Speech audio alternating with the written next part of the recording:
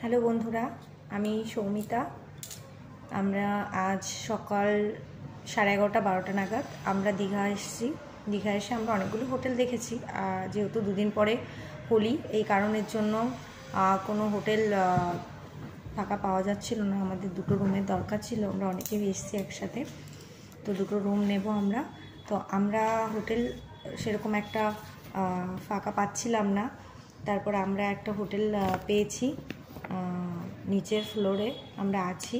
হোটেলটা হচ্ছে সাগরী তো সাগরী হোটেল। হোটেলটা হচ্ছে এই যে উল্টো আসছে, কিন্তু তবু দেখে আপনারা বুঝতে পারবেন উল্টো আসলেও। হোটেলটা পার ডে একটা রুম নিচ্ছে হচ্ছে কত 1456 দুদিনের জন্য দুটো রুমের ভাড়া হচ্ছে 5824 টাকা। দুটো রুম আমরা নিয়েছি। তো রুমটা প্রথমে আমাদেরকে দেখানো হয়েছিল, মোটামুটি ভালোই লেগেছে, অতটা খারাপ আমাদের লাগেনি। ঘরের মধ্যে পায়খানা, বাথরুম আর একটা বেড আছে, 3 জন শোয়া যাবে এরকম বেড। আর কোয়ালিটি যে খুব ভালো তা না। আর আমরা এসি নিইনি। তো তারপর যখন আমরা রুমের মধ্যে আসার পরে দেখি বেডটা, যখন আমরা বেডে বসছি, বেডে শুচ্ছি, যখন আমাদের বেডশিট পেতে দিল, যখন পুরো রুমটাকে কমপ্লিট করে দিল, বেডশিটগুলো তো এত বাজে, একদম বাজে কালার। আমি সবটাই দেখাবো। আর যখন বেডে আমরা বসছি, তখন বেডে যখন শুচ্ছি, এখানে বালিশ, বেডশিটের যে কভার, তো সেগুলো দিয়ে একটা বাজে উগ্র গন্ধ আসছে, যেগুলো আমরা সহ্য করতে পারছি না।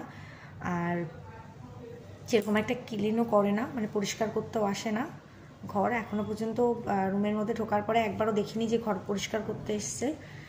তারপরে আমরা যখন তারপর খুব একটা সমস্যা হয়ে যায়, আমরা বলি যে আমরা দুদিনের জন্য করেছিলাম, কিন্তু আমাদের একটা সমস্যা হয়ে যাওয়ার কারণে আমরা ভেবেছিলাম যে কালকে সকালে যদি বেরোনো যায়। তো আমরা এখানে যে ম্যানেজার যে আছে, ওনার সাথে কথা বলতে গেছিলো আমার হাজব্যান্ড।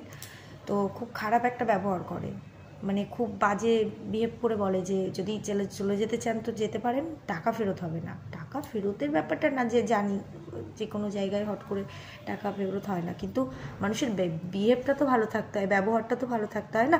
যখন আমরা হোটেলের সামনে দিয়ে যাচ্ছি, তখন ডেকে ডেকে পা তেলিয়ে, ঠিক আছে, নেওয়ার বেলায় তো কম নেবে না, খাওয়ার বেলায় কম খাবে না। আর যখন মানুষ একটু অসুবিধাতে ভুগবে, যখন কোনো কিছু ভালো লাগবে না, একটু খারাপ লাগবে, সেটা যখন বলতে দেবে, তখন খারাপ ব্যবহার করবে। তো আমি একটা জিনিসই বলবো, যে যেরকম ব্যবহারটা করেছে, আর আমি চাই না আর কারোর সাথে করুক সেই ব্যবহারটা।